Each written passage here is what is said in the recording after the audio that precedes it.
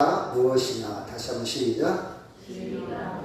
좀 어려운 말이죠. 진리라는 말. 진리가 무엇이냐? 많은 사람들이 살아가는데 그렇게 관심 있는 단어는 아니죠. 먹고 사는 문제, 돈 문제가 관심이지. 진리가 무엇이냐? 이것 때문에 관심을 갖지는 않습니다. 저는 책을 빌려다 읽는데요. 철학책을 지난주에 빌려다 읽었는데 너무 그 철학의 내용이 너무 좋아갖고 빌려왔으면 또 갖다 줘야 되거든요. 얼른 아예 그냥 토요일날 서점에 가서 한 권을 사버렸습니다. 너무 좋아서 생각의 깊이를 가져오게 하고 굉장히 맛이 있길래 책을 사버렸어요. 그래서 그 책을 자주 읽고 있습니다. 진리가 무엇이냐? 여러분, 아모르 파티, 그 유행가 김연자 씨가 부르더라고요. 아모르 파티. 저는 좀 성격이 좀 이상한 게 하나 있어요. 아모르 파티가 무슨 뜻일까? 저는 그런 생각을 많이 합니다. 아모르 파티. 여러분은 다 알고 있죠? 아모르 파티. 알고 들어야 할 거 아니에요. 이게 무슨 뜻이지?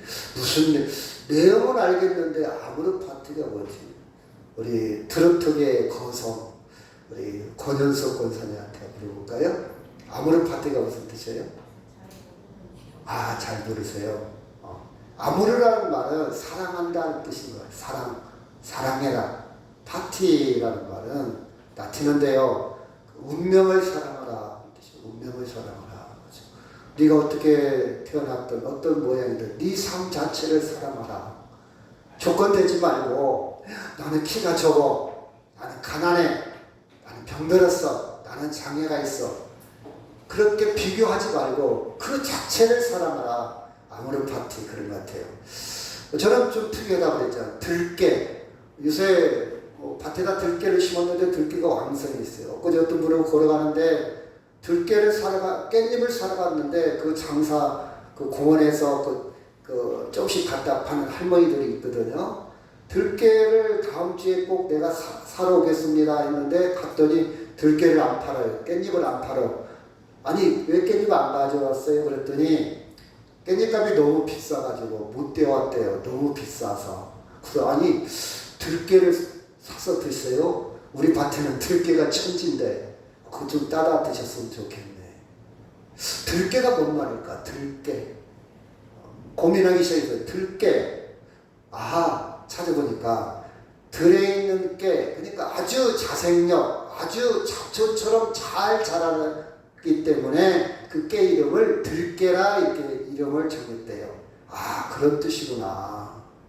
하나씩 배워가고 알아가는 것이 저는 굉장히 재미가 있어요. 그래서 이렇게 딱 단어가 들리면 그냥 안 놓쳐요. 딱 체크를 해야 돼요.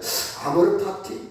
멋있는 말인 것 같은데 한국말도 아니고 영어도 아니고 저거 프랑스 말 같기도 하고 라틴어 같기도 하고 찾아보니까 니체가 상대주의 좀 어려운 말인데 니체가 썼던 말이더라고요. 네 운명을 사랑하라. 자, 여러분 우리는요 때로는 다 놓치고 삽니다.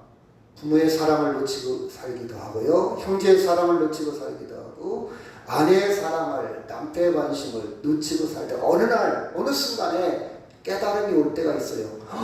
여보 고마워. 그쵸?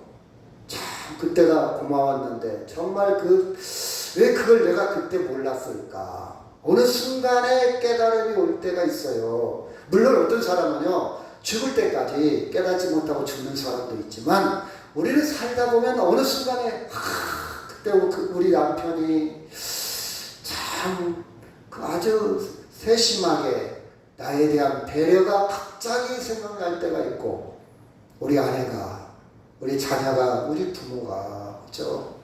눈물이 날 때가 있어요. 오늘 프로그램에 봤더니요 당신의 여름에 생각나는 음식이 뭡니까? 그래요. 저는요 콩국수가 생각나요. 어떤 분은 삼계탕이 생각나요. 다양하게 얘기하는데 여러분 콩국수나 삼계탕 여러분 다 알잖아요. 근데 어느 때 눈물이 납니까? 그 콩국수에 얽힌 스토리가 있어요. 우리 어머니가 아버지는 저기 김제로 모성살이 나가고 어머니는 농사를 짓고 6남매를 키우고 있는데 제가 밭에서 풀을 뜯고 있는데 어머니가 콩국수를 갖고 오고 나서 나를 주는데 아무래도 같이 먹어야 되는데 어머니는 안 드신다 이 말이에요. 그렇죠? 어머니가 안 드셔요. 왜 안 드실까? 나는 먹었다 됐다 하면서 자기는 또 저희 가서 일을 하시는 거예요. 분명히 이 콩국수는 어디에서 온 것 같아. 집에서 만든 것이 아닌 것 같아. 우물 속에 담갔다가 가져오긴 가져왔는데 양이 많지 않는 이 국수. 그래서 자기가 반절쯤 먹다가 엄마 저 배불러요 다 먹었어요 했더니 나중에 엄마가 그걸 먹으면서 우셨다는 이야기 속에 자기는 여름이 되면 콩국수를 너무 좋아한다. 지금은 살아계시지 않지만 그렇죠.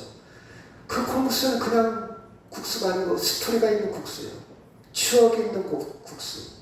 인생이 바로 이런 것이 아닐까? 그렇죠. 그냥 먹는 게 아니잖아요. 그냥 국수만 먹는 게 아니잖아요. 어머니의 사랑과 희생과 그렇죠. 아픔과 가난과 다 버무려져 있어 그 안에. 어느 날 갑자기 깨닫는 사람도 있고 죽을 때까지 그런 어머니의 사랑을 받았음에도 불구하고 원망만 하고 깨닫지 못하는 사람도 있어요. 그렇죠? 사람은 다양하게 살아갑니다. 제가 깨달은 건 아니고요.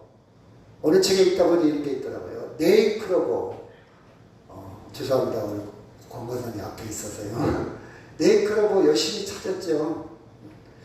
네이크로버 하나 찾겠다고 세이크로버를 놓치고 살고 싶진 않다. 와닿더라고요. 야, 네이크로버는 행운의 상징이야. 열심히 찾습니다. 근데 주변에 보면 세입짜리 크로버가 너무 많아. 근데 사람들은 네잎만 찾으려고 그래.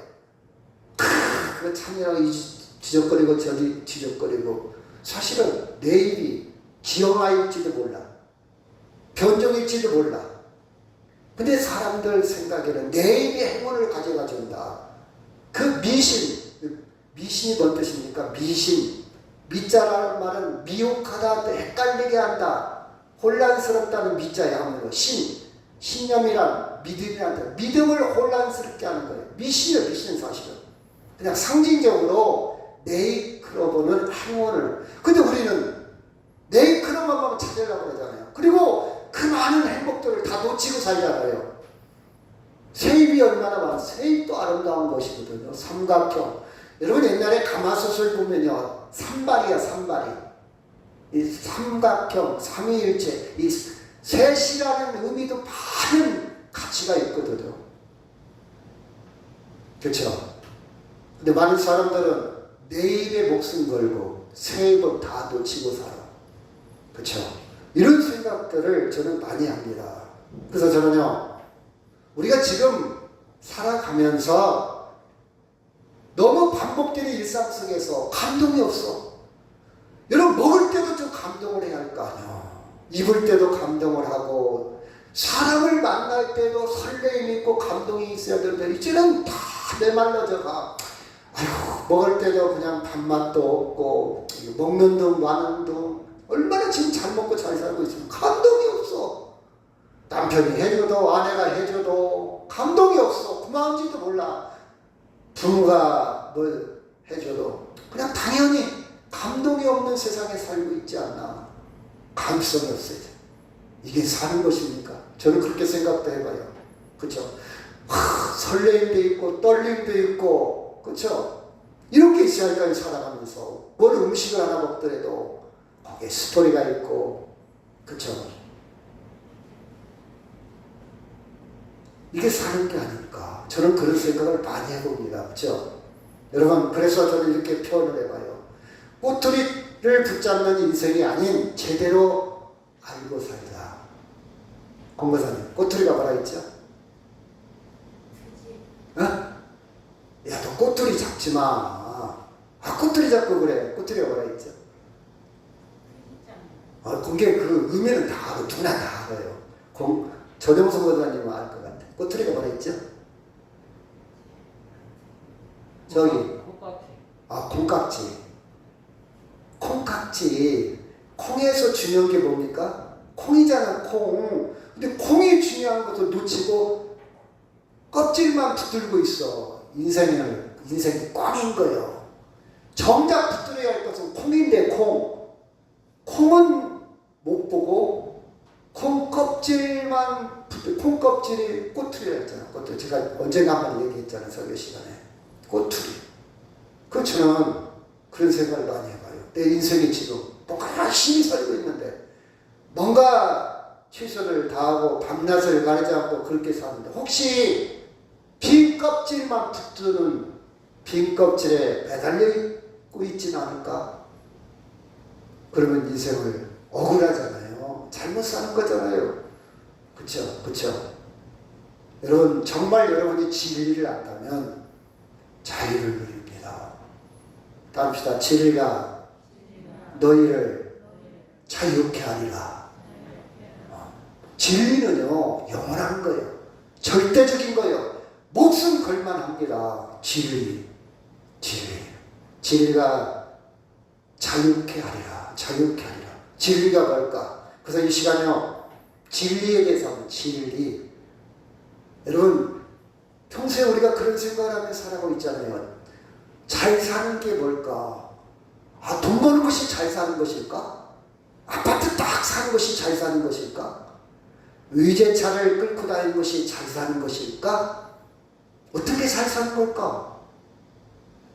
고민 한번 하면서 살아가야 할 거 아니에요. 우리 사람이라면. 그렇죠? 그리고요, 조금 더 깊이 나는 지금 잘 살고 있을까?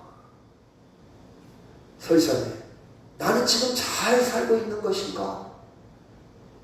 이런 고민도 한번 해봐야 돼요. 그렇죠? 아이고, 저 옷을 사야 되는데 아니면 내가 몸이 너무 아파서, 물론 현실적인 문제도 굉장히 심각하겠지만 나는 지금 잘 살고 있는 것일까? 한번 생각해 보는 것도 중요하다고 저는 생각을 해요. 제 뒤에 한번 눌러주실래요? 컴퓨터. 갑자기 작동이 안 되네. 나는 지금 잘 살고 있는 것인가?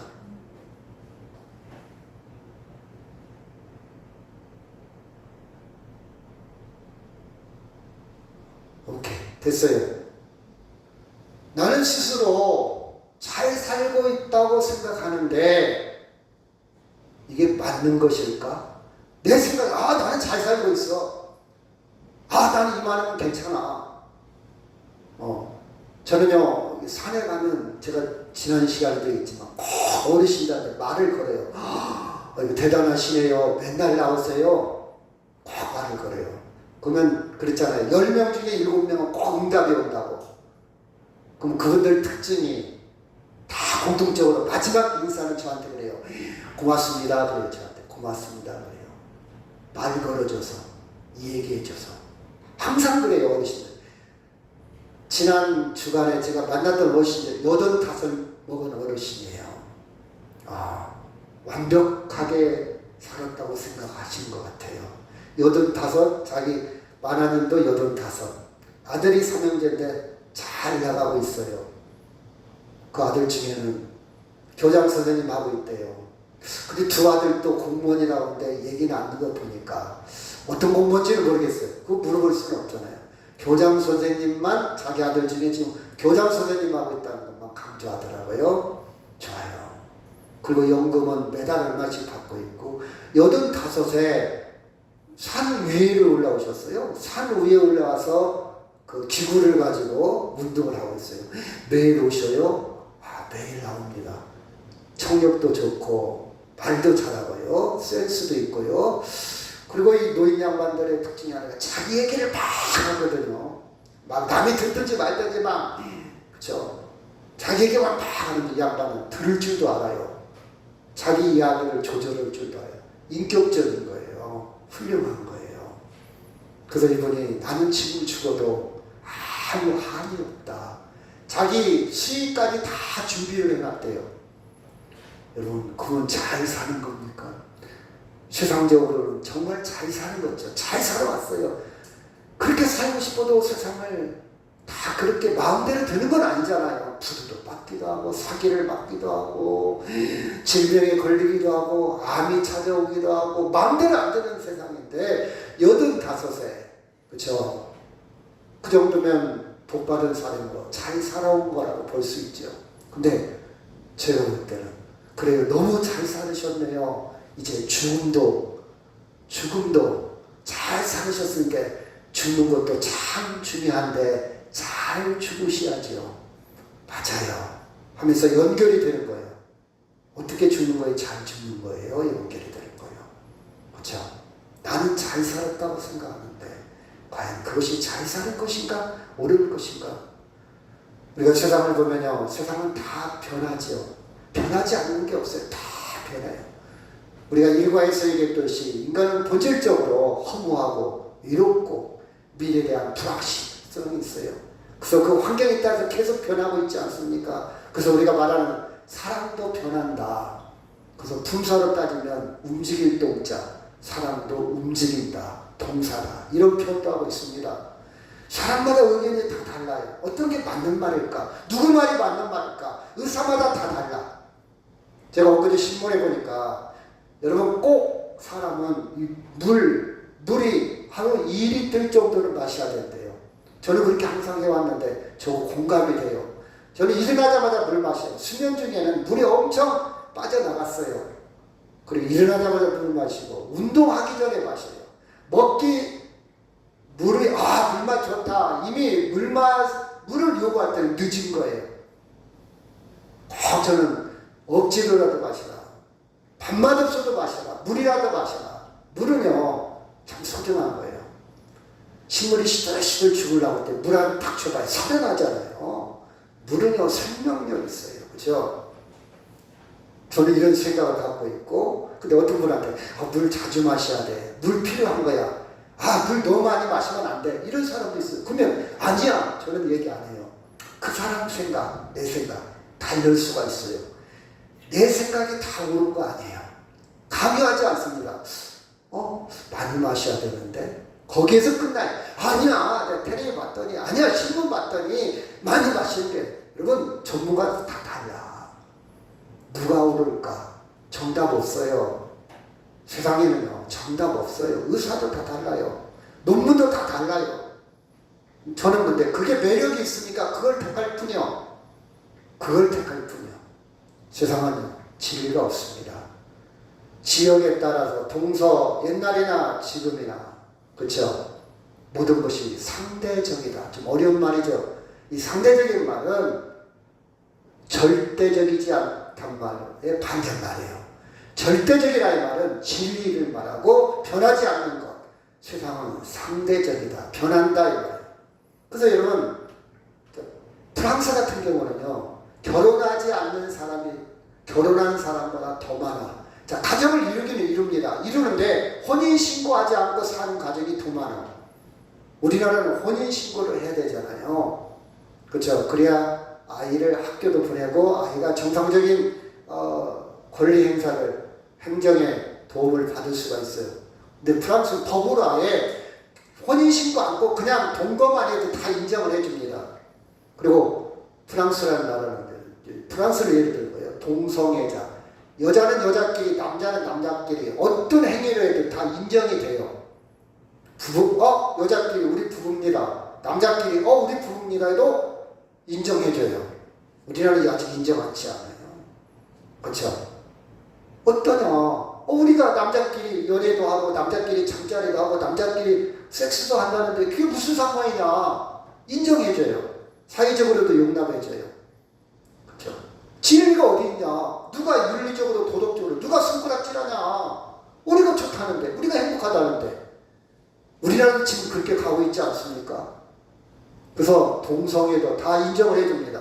그래서 마약도요. 미국도 그렇지만 세계적으로도 태국도 대마초를 허용하잖아요. 마약도 이제 인정하는 나라가 많이 생겼어요. 우리나라도 지금 마약이 엄청나게 들어오고 있는데 우리나라도 그렇게 되겠죠. 선진국도 그러는데 왜 우리나라만 금지하냐? 그렇죠? 마약, 에이즈, 그렇죠? 이게 지금 미국에서요. 마약 샌프란시스코인데 마약의 거리입니다. 경찰이 손을 못 대. 너무 많아 그냥. 마약을 먹고 비틀거리면서 거리에서 마약의 거리요. 그래서 중국에서 계속해서 미국을 파괴시키는 공작 중에 하나가 마약을 수출하는 거예요. 마약. 중국은요, 마약 손댔다고 그대로 처형시켜버려요. 자기라는 철저하게 하는데 미국에서는 계속 미국한테 마약을 밀수출하는 거예요. 미국을 멸망시킬 수 있는 것은 마약이다. 여러분 아편전쟁이라고 들어봤죠? 옛날에 중국이 무너졌던 아편. 미국이 지금 무방비 상태에 빠져버렸어. 그래갖고 대통령도 막 선포를 했어요. 마약과의 제 우리나라도 선포했는데 이제 안 돼. 하고 길거리가 널브러져 있습니다. 그냥 중심을 못 잡고 있어요. 이 마약은 못 끊어요. 끊을 수가 없어요. 술도 끊기가 아니라 술을 끊는 게 아니라 술을 참는 거라고 그랬죠. 참고 있는 거예요. 우리 설사님도 아마 젊었을 때 술을 많이 했을 거예요. 지금은 술을 안 드시겠지만 참고 있을 거예요. 얼마나 술에 대한 갈망이 심한 갈망이라고 갈망. 마약은요 술에 50배, 60배, 100배에 가까울 정도로 더 강해. 참을 수가 없어. 끊을 수가 없어요. 근데 막 여러분 이런 거리마다 거래하고 마약 거래하고 피우고 먹고 주사 놓고 막 널브러져 있어요. 경찰이 손을 볼 때 사람 손 댈 한계를 이미 넘어섰어요. 그럼 어떻게 됩니까? 가정이 망가져요. 사회가 망가져요. 일자리. 그래서 지금 샌프란시스코에요. 대기업들이 다 이사가기 시작하는 거예요. 다른 도시로. 심각합니다, 지금. 이게, 그쵸. 인간 중심, 상대적, 진리, 하나님을 무시하고 하나님 없이 우리 힘으로 우리가 왕이다. 이런 생각을 가진 사람들의 현대 특징 중에 하나입니다. 특징 중에 하나예요. 여러분, 우크라이나와 러시아가 전쟁을 하고 있어요. 근데 신기한 것은요, 러시아 사람 80%가 푸틴을 응원해요.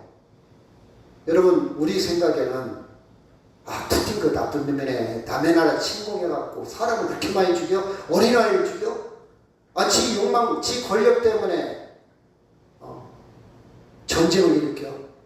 이런 생각하잖아요. 근데 여러분은요? 근데 러시아 국민한테 여론조사를 보면 80%가 푸틴이 잘하고 있다. 어떻게 생각해요? 이게 정치꾼들한테 속고 있는 거예요. 선동당하고 있는 거예요. 이건 아니잖아요.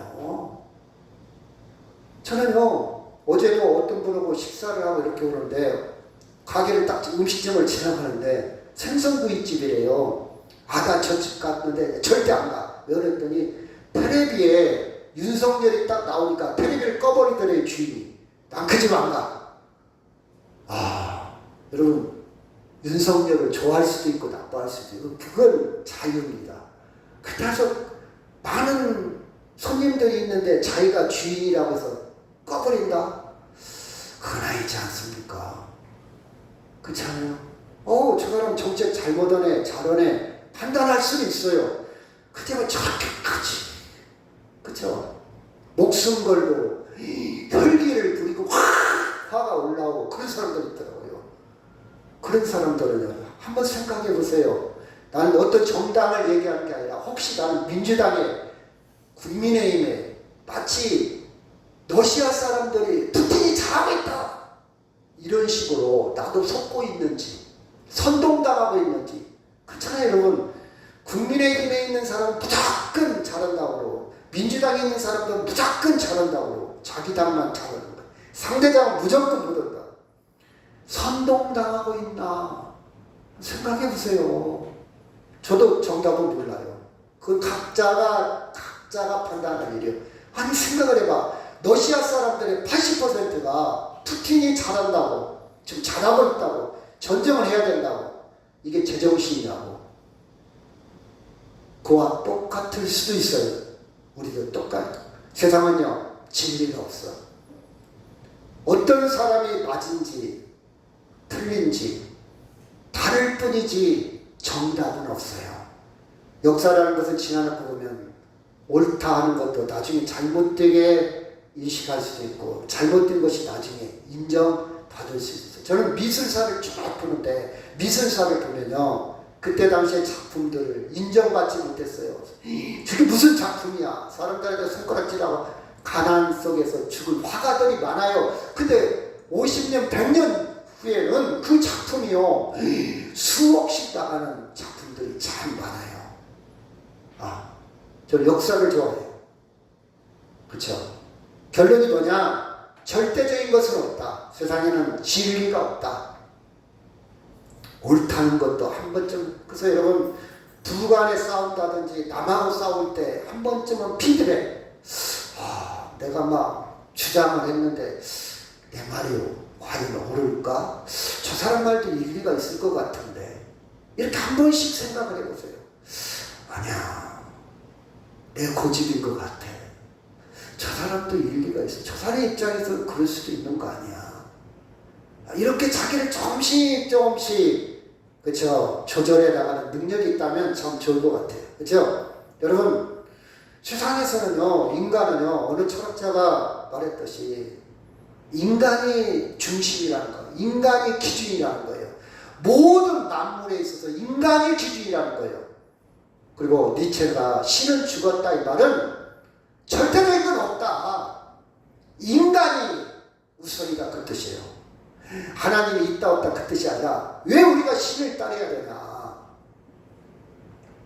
이게 이제는 중세, 지금까지는 하나님 말씀이 우선이었지만 이제는 그거 다 무시해버리고 우리가 주인이다, 우리 마음대로 살자, 이런 사상이 그대로 녹아 있습니다. 녹아 있어요. 자, 진리가 뭘까? 참된 이치라는 뜻입니다. 참된 이치, 한문으로 참된 이치 또는 현실이나 사실에 분명하게 맞아 떨어지는 것.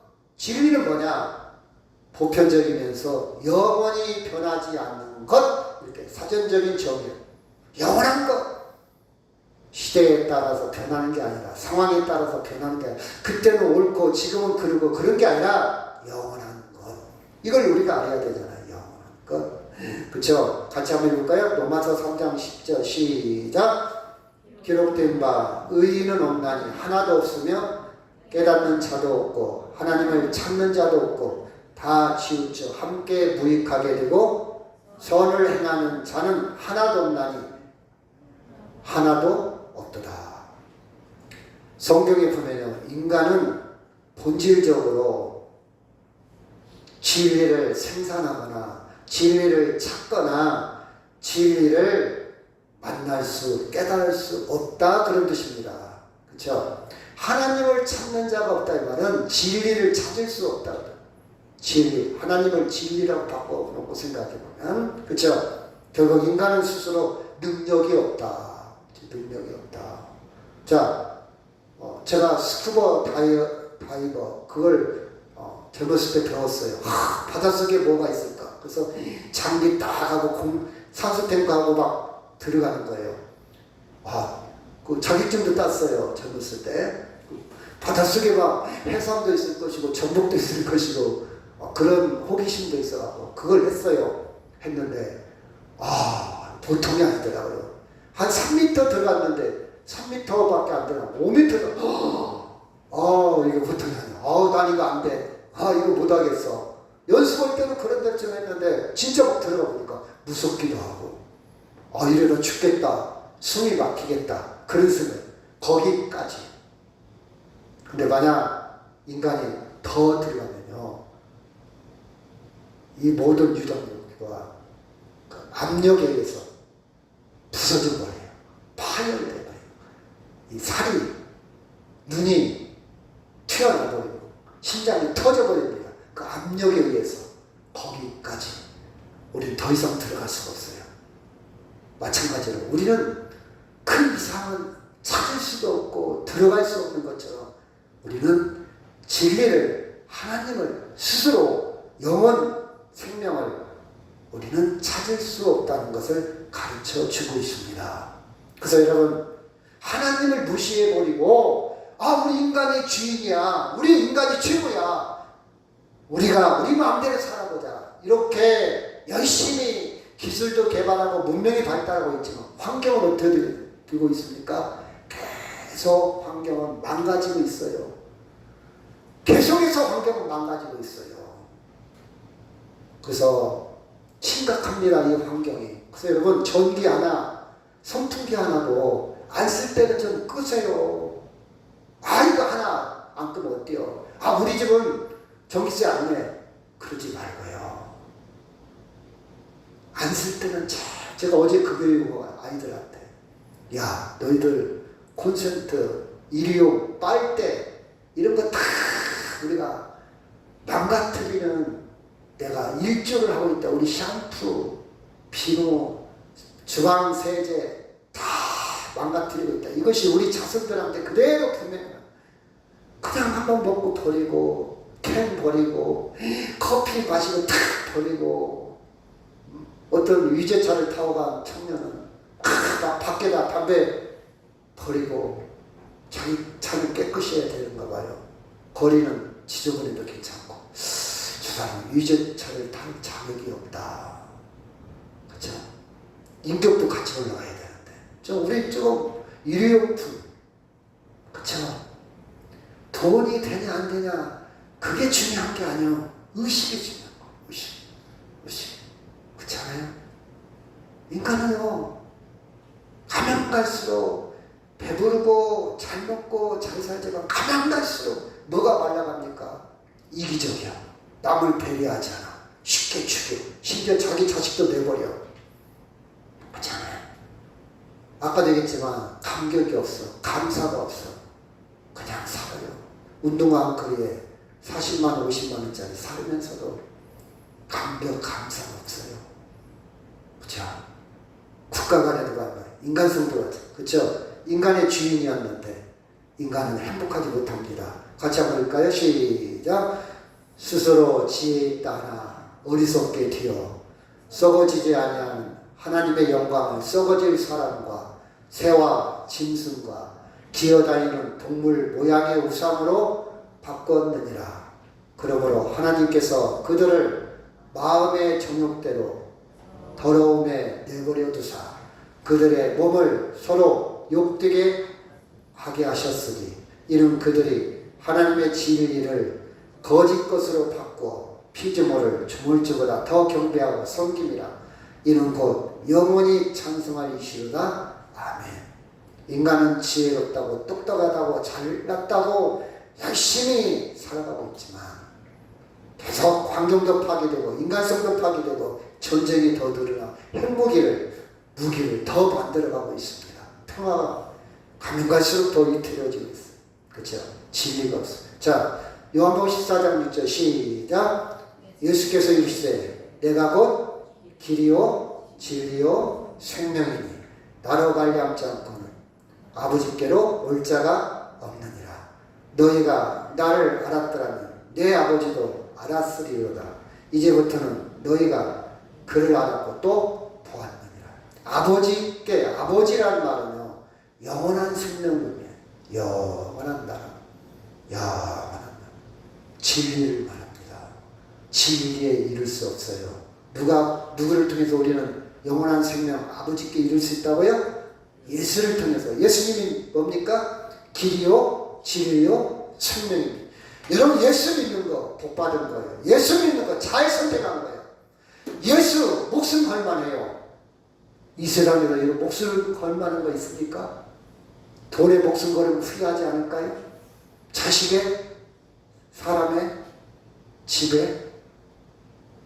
아니에요. 영원한 거 아니에요. 영원한 거 아니에요. 잠시 잠깐이요. 제가 몇 달 전에 시험을 하나 본 게 있어요. 시험이 굉장히 어려웠어요. 한 3,000명 봤는데 2,000명 떨어졌어요. 1차에. 마지막 3차를 보는데 1,000명 중에 200명은 되잖아요. 시험이 어렵더라고요.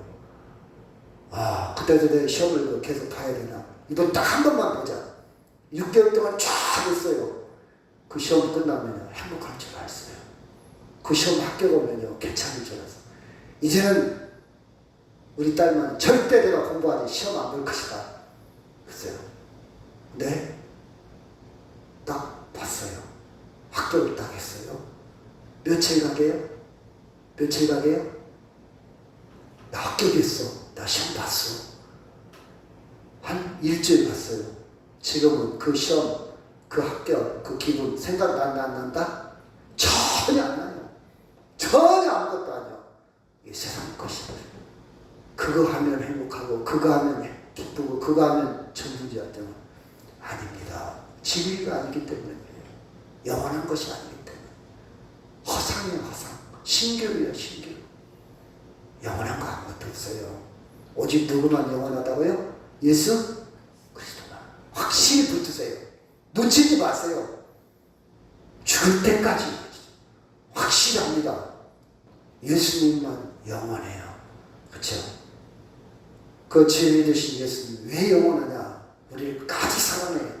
우리를 구원에 이르기까지 포기하지 않고 우리에게 길을 열어주었어요.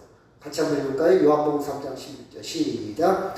하나님이 세상을 이처럼 사랑하사 독생자를 주셨으니 이는 그를 믿는 자마다 멸망하지 않고 영생을 얻게 하려 하십니다. 하나님이 그 아들을 세상에 보내신 것은 세상을 심판하려 하심이 아니요 그로 말미암아 세상이 구원을 받게 하려 하십니다. 이 땅의 그 어떤 정치인도 어떤 사람 모든 것은 다 피조물이야. 피조물. 창조자가 아니야. 절대자가 아니야. 다 변해. 나도 변해. 목숨 걸 일이 아니에요. 영원하지 않기 때문에 그래요. 목숨 걸었다가 나중에 실망해요. 허무해요. 원망해요. 예수님만 영원한 생명을 위해서 하나님이 디자인하고 예수님을 통해서 성취했습니다. 그 예수님을 꼭 붙드시길 바랍니다. 아멘? 그 예수님만이 영원한 생명을 우리에게 주십니다. 자, 히브리서 1장 1절 2절 시작.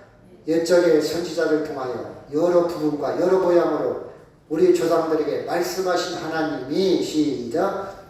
이 모든 날 마지막에는 아들을 통해서 우리에게 말씀하셨으니 이 아들을 만유의 상속자로 세우시고 그로 말미암아 모든 세계를 지으셨느니라.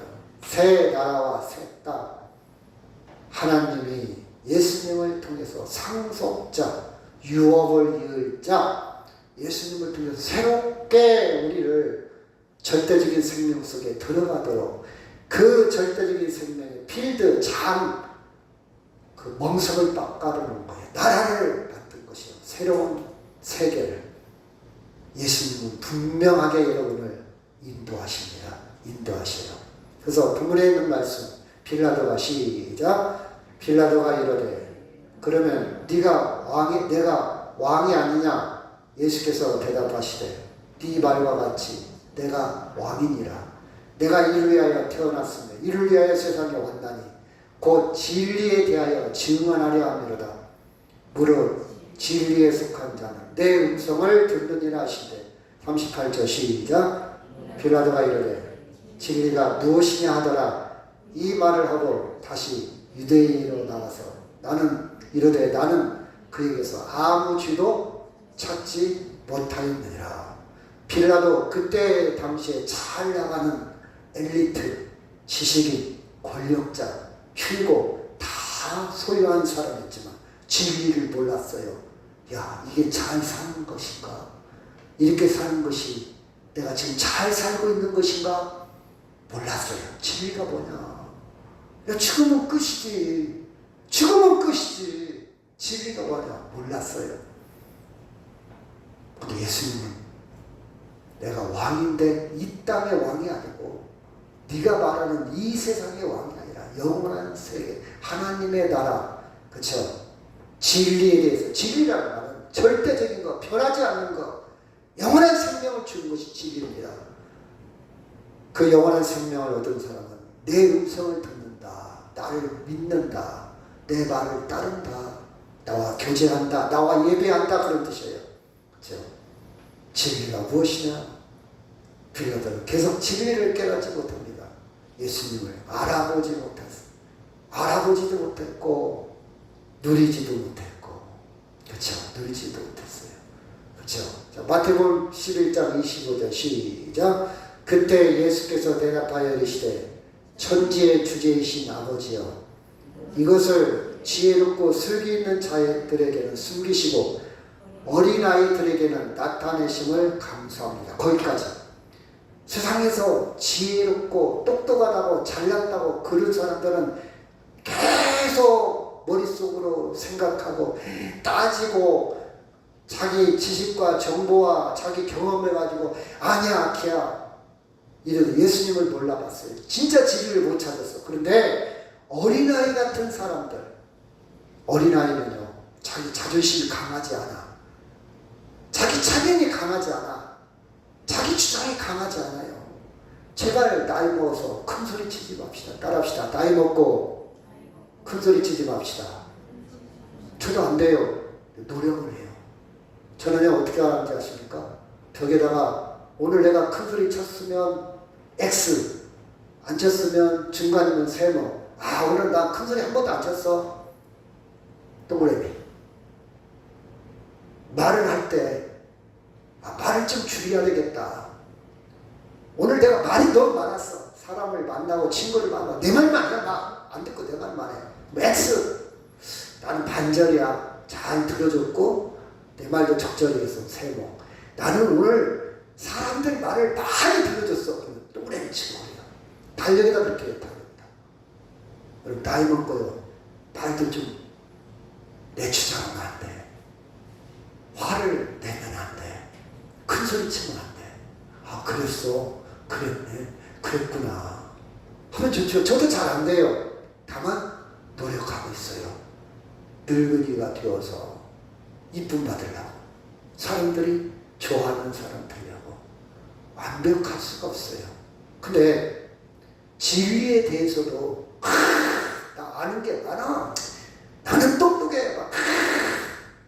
지혜롭고 슬기로운 자들은 진리를 가까이 깨닫지 못했어요. 말이 많으면요 배울 게 없어. 자기 말만 해서 헛소리 떠고 헛소리 떠. 근데 듣는 사람은요 많이 배워요. 사람들한테. 아 그것도 있었구나. 아, 그런 생각도 있었네. 배우면 좋잖아요. 그렇죠? 어린아이들은요 듣는 사람들이요. 어린아이들은 지식이 부족해. 어린아이들은요 자기 주장 안 해. 어린아이들은 화 잘 안 내. 어린은 물론 지금 이상한 애들도 많이 있지만 그 특징입니다. 이 비유를 한 말. 옳소이다 이렇게 된 것이 아버지의 뜻입니다. 27절 시작. 내 아버지께서 모든 것을 내게 주셨으니 아버지 위에는 아들을 아는 자가 없고 아들과 또 아들의 소원대로 계시를 받은 자 위에는 아버지를 아는 자가 없다. 오직 성경은 예수님을 통해서 진리를 도달할 수 있다. 예수님을 통해서 영원한 생명, 예수님을 통해서만이 그렇죠. 아버지를 알 수 있다. 아버지를 안다는 것은 진리를 안다는 뜻이에요. 예수님을 통해서, 예수님을 통해서, 그렇죠. 예수님을 통해서. 그래서 예수님을 통해서 베드로는요 알았어요. 같이 한번 읽을까요? 시작. 시몬 베드로가 이를 보고 예수의 무릎 아래 엎드려 이르되 주여 나를 떠나소서. 나는 죄인이라소이다. 예수 안 믿는 사람들은 이것을 비굴하다고 생각해요. 야, 무슨 당당하게 살아야지. 너 자신은 아무런 파티야. 무슨 네가 죄인이야. 예수 믿는 사람들 예를 들어서 그 새벽마다 울고 짜고 무슨 죄를 이렇게 많이 졌냐. 왜 우리가 죄인이야. 이렇게 표현을 합니다. 예수 안 믿는 사람들은. 근데 이 뜻은 무슨 뜻인 분이 인정하는 거예요. 주님. 이런 봐봐요. 내가 10만 원 갖고 막 자랑했어. 나 돈 많거든? 근데 그 옆에 있는 사람이 1억을 갖고 있어.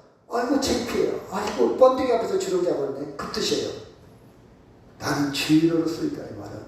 내 잘난 맛에 내가 똑똑한 줄 알았는데 예수님 만나니까 나는 아무것도 아니네요. 그 뜻이에요. 인정해야 됩니다. 나는 예수님이 필요합니다. 나는 공부도 많이 했고 난 아는 것도 많고 똑똑하고 잘난 줄 알고 야 죽으면 끝이야. 뭐 아무것도 없어. 열심히 살아야 돼. 돈 있어야 돼. 이렇게 인생을 살았는데 진리를 깨닫고 보니까 예수님을 깨닫고 그 은혜를 깨닫고 보니까 말씀을 깨닫고 주님 제가 부끄럽게 살았네요. 창피하게 살았네. 그 뜻이야. 내가 아무것도 아니네요. 잘난 척한 거 필요합니다. 그 뜻이 나는 지혜롭습니다. 그리고 예수님이 필요합니다. 예수님의 은총이 필요합니다. 예수님의 은혜가 필요합니다. 받아들이는 거예요. 쓰나 받아들이는 거예요. 저는 예수님이 필요해요. 제가 기도를 멋있게 하는 기도 중에 하나 있어요. 아주 멋지게 하는 기도가 뭔지 아십니까? 주님, 저는 아무것도 아니어서 정말 주님이 필요합니다. 그게 가장 멋진 기도예요. 정말 저는 주님 없으면 목회, 주님 없으면 설교, 주님 없으면 전 구원받지 못하겠네요. 그것이 깨달아집니다. 주님. 그래서 주님이 필요하군요. 이게 멋있는 기도예요. 제가 생각할 때 주님이 필요합니다. 우리가 사람을 난 너 없으면 못 살아, 당신이 못 살아, 그 말 들으면 상대가 좋아하겠죠. 여보, 나는 당신 없으면 못 살아. 정말 당신의 자리가 커. 당신의 희생이 커. 당신이 없었더라면 내가 오늘날 내가 없었을 거야. 아마 이야기를 들으면, 남편이나 아내나 이야기를 들으면 기분 좋을 거예요. 그렇죠? 세상 살면서도 그렇게 표현할 줄 아는 사람은 멋있는 사람이에요. 내가 돈 벌어줬는데 뭐 당신 나 없으면 어떻게 살 줄 알아? 이렇게 하는 것보다 아니야. 정말 당신이 정말 고마워. 내가 진짜 망가져야 되는데 당신 때문에 오늘 내가 살아있는 것 같아. 이렇게 얘기하면 감동일 거 아니에요. 그죠? 근데 하나님 앞에 그걸 깨닫는다면 하나님이 감동하는 거예요.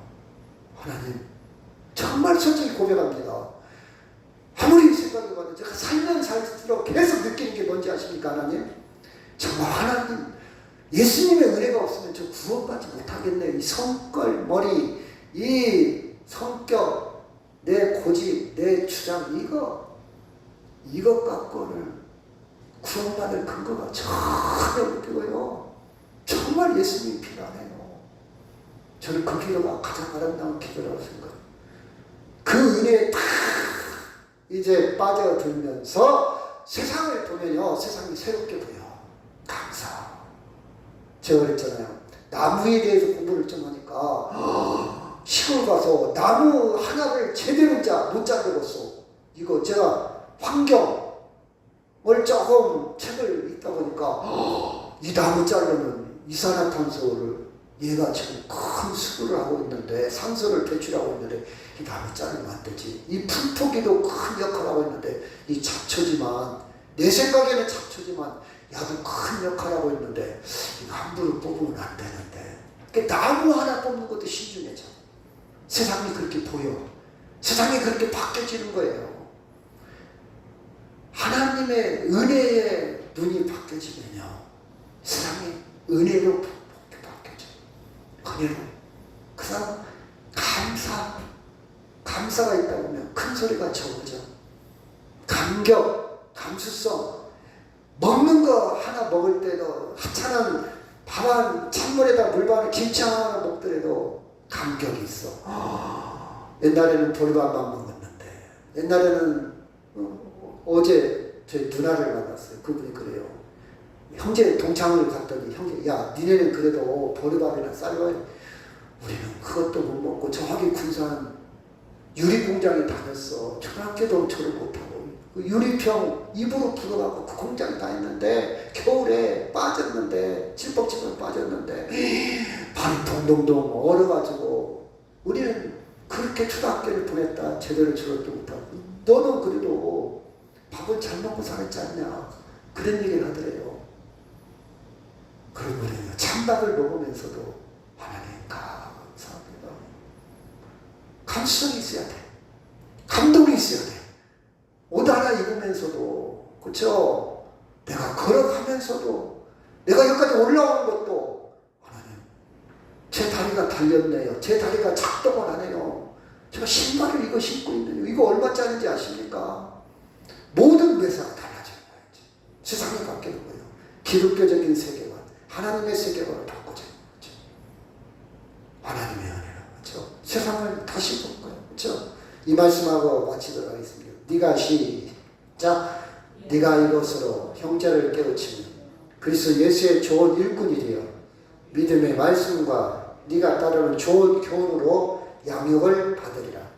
망령되고 허탄한 신화를 버리고 경건에 이르도록 내 자신을 연단하라.